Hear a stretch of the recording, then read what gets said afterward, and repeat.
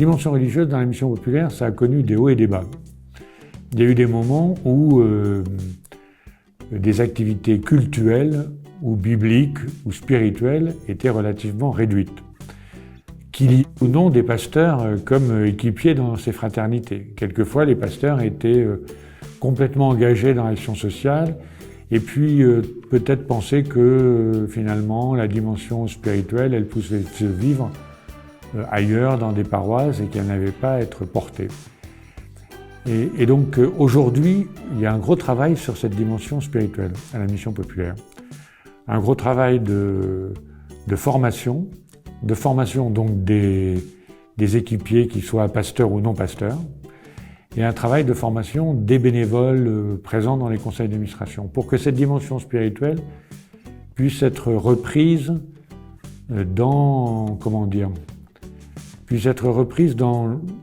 l'ensemble des activités, qu'elle puisse être partagée dans les conseils d'administration, dans les équipes de bénévoles, mais aussi avec les personnes accueillies. Et donc que cette dimension spirituelle prenne peut-être de nouvelles formes, pas obligatoirement des formes cultuelles, mais des formes d'échange, de fêtes aussi, et puis d'échange sur on pourrait dire sur les raisons de vivre et d'espérer de chacun, que ces personnes soient religieuses, croyantes, protestantes, catholiques, musulmanes, juives, bouddhistes, voilà. Et donc l'idée c'est que dans une société où la dimension spirituelle ou religieuse est renvoyée à une dimension privée ou de bien-être personnel, l'idée c'est qu'on redécouvre que le religieux, le spirituel, a une dimension qui aide à comprendre pourquoi on vit ensemble, sur quelles valeurs on veut vivre ensemble, comment on veut partager. Et donc l'idée c'est bien que ça ait une dimension collective et donc il faut le partager ensemble à certains moments dans la vie des fraternités, des foyers. Il y a deux manières de vivre la dimension spirituelle dans les activités. Donc il y a la manière d'organiser des actions spécifiquement spirituelles. Donc voilà, donc des cultes ou des temps d'échange sur des questions spirituelles ou des temps de réflexion avec cette dimension spirituelle.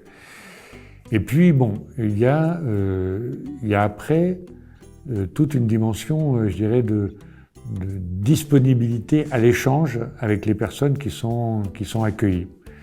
Et donc là, c'est une dimension qui est très importante, je pense, dans beaucoup de lieux de la mission populaire, c'est tout ce qu'on appelle l'accueil.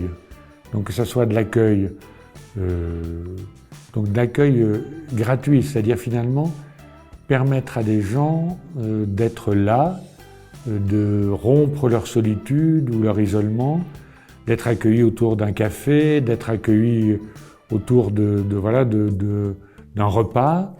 Et donc là, avec à ce moment-là de la disponibilité pour des temps d'échange. Et alors effectivement, ce qui est important, c'est que dans les frates, dans les foyers, il soit bien mentionné finalement que ces foyers, ces frates sont d'inspiration chrétienne, protestante, qu'il y a des pasteurs ou d'autres membres de ces équipes-là qui sont disponibles pour échanger. Et donc c'est vrai que ça donne lieu à des échanges à ce moment-là de caractère spirituel, à des interrogations sur la foi, sur ce que chacun croit, peut vivre, sur les manières de traverser les difficultés, etc. Voilà. Donc c'est deux manières on pourrait dire, de vivre la spiritualité.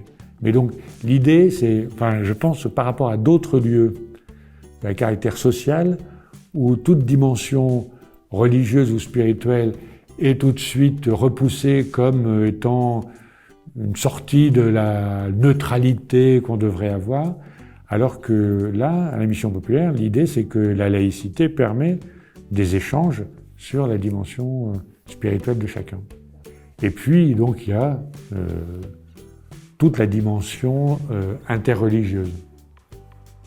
Alors, il y a des lieux, il y a des frates où Les frats sont engagés dans un dialogue interreligieux dans le quartier avec des représentants d'autres cultes ou d'autres religions.